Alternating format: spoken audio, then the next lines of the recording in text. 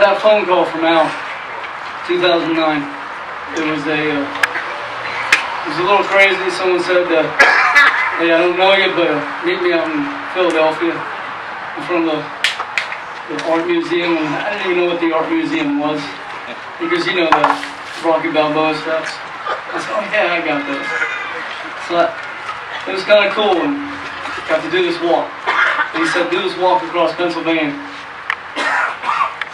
I actually started doing the math in my head, and I said, you know, Pennsylvania's pretty big.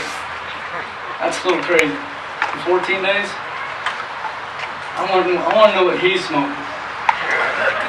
But, you know, he had what a logistical nightmare. I couldn't even put the burden on just one person, but it's called teamwork. He has a great family that does this all 4 years so far, and hopefully it continues on. And I'll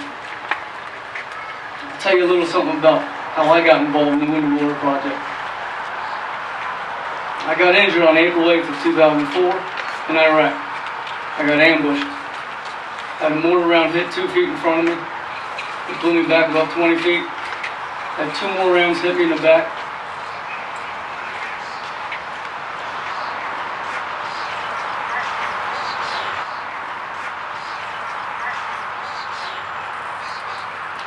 I got shot in the right arm.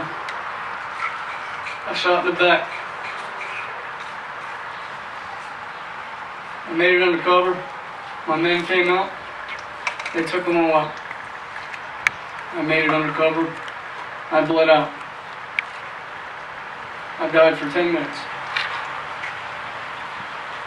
The most amazing thing when I woke up was there was 2 Iraqis that I worked with that jumped up the same blood type as me, injected themselves, and just had a full rotation, blood transfusion on the spot.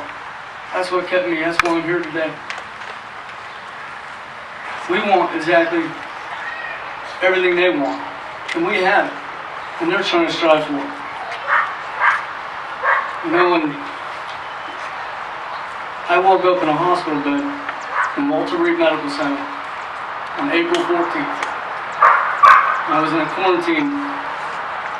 No one could come in except for my special nurse. And it was pretty lonely.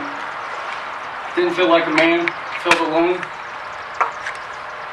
You know, most military guys that are here, Vietnam vets, my brothers, we don't own a lot of stuff when you're in the military. So the things that you do own, you try to grasp onto and you cherish it. You know, after you get injured, they cut everything off you and you have nothing. You wake up in a hospital bed and you have nothing. The only thing I had was a pair of black socks. Not even underwear, no nothing. Felt pretty free. But you know, for 3 weeks, I was completely the way I came to this earth, except for the black socks. A Wounded Warrior Project representative came to my side, finally got the approval to go in, and he came in with a backpack. And in this backpack said Wounded Warrior Project. Never even heard of it. He could say, Sergeant Bain, here's a backpack for you. This is yours. Here's a DVD player. Here's a movie. Here's some underwear. Here's some socks. Here's a sweatsuit. Here's some t-shirts. Here's a hygiene kit if you can shave. It was amazing to me because that little moment that we had was the most amazing moment in my life, because he made me feel whole again. He made me feel like a man. Because now I actually have something again that I can grasp on and hold to and cherish. That's the most important thing to do, is to cherish something or cherish someone. I'm pretty fortunate enough to be here today and say and look at my wife and tell her I love her, and my 2 girls. Be walking with you great fine people. You guys are true patriots. You can go anywhere in the whole United States. You won't be able to find this. Pennsylvania is a rare commodity. We have this thing called heart, true patriotism, true American. It doesn't matter how much money you make. It doesn't matter how much money you don't make. It doesn't matter if you're a Republican or a Democrat. What matters is we're Americans, and we will always bind together. And that's why we're here today. And that's why you came here today to represent the Wounded Warrior Project. I want to give you guys a round of applause. You guys are awesome.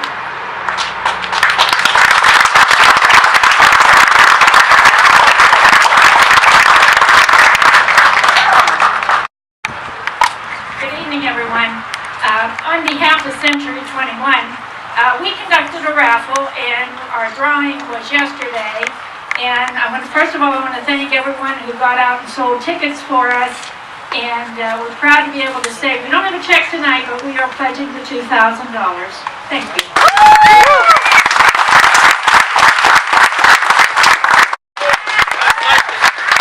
Very nice to see all you folks here tonight. Little kids, a little bit bigger kids, and some of us old kids having a good time and showing our respect to the veterans, both alive and dead. And I'm just glad you guys could all come out and help us with this tonight, especially to all these folks with the yellow shirts on that have been walking for I'm sure it seems like forever. American Legion Post would like to donate this check of $2,500. I know it's not the biggest check in size. $2,500 from our American Legion Post, and if you folks do the math, we're talking $7 grand.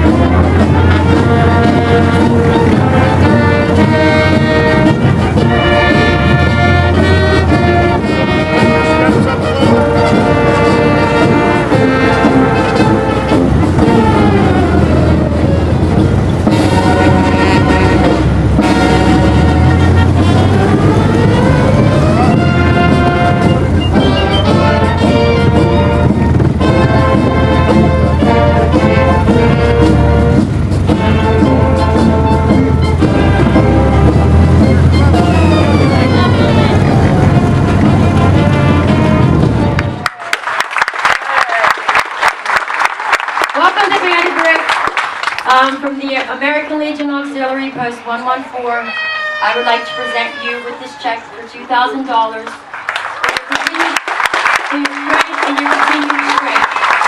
Glad for you guys to be here. Thank you so much.